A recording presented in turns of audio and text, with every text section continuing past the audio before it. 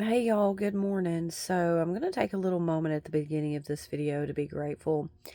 Yesterday hit my husband and I like a ton of bricks. We were going to step out on a limb and try for something, and we basically got a slap in the face that said nope. And it knocked us back a little bit. However, because of this, I'm able to give you guys an example of practicing gratitude when the shit hits the fan. Because I never want to get on here and encourage you all to do something that I'm not willing to do myself.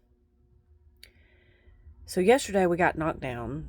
We were both very sad. Like, we were sad that this was ripped from us. And that's how we felt. We felt like it was unfair. But after we stood back for a moment, we thought about something. This thing, because it could have cost us a lot of money. Okay. Even though the price that was on this particular thing was a miracle, even in and of itself. I mean, it's the only reason that we even thought we could. Beautiful piece of property, beautiful little home. We walked around it yesterday. We didn't realize that it had already been sold. We didn't even realize that the for sale sign had been taken out of the yard like a bunch of dummies. But anyway, that was just a funny part of it. And we had looked it up, and they only wanted $309,000 for it. And in my area right now, 8 acres, a 3-bedroom home, a 2-car garage built to repair said cars in, plus an already built-in car lift behind said garage where my husband could offer oil changing services, and so a little barn, a chicken coop, or it could be a little pen for goats, in the wintertime when they need to be huddled together when you call them in for the evening, because in this area we have coyotes. So, you do good to put your livestock up at night. Anyway, you could have goats in that pen. They had a little place where they could go and lay down. They had a bunch of hay in it already. There was also another little lean-to type shed that had served as what looked like maybe a pen for hogs or whatever. But 8 acres of land, 3-bedroom home, and all of these outbuildings, beautiful yard, very country, pastoral setting out in the county. They only wanted $309,000 for that. So that was kind of a red flag to me at first, but then I was like, well, maybe that's my miracle price. Maybe that's me being able to walk into my miracle. However, no. Yesterday when we were looking, we realized that the front of the house had some rot. And I mean all the way from the outer wall to the inner wall. The sheetrock from the inside was showing.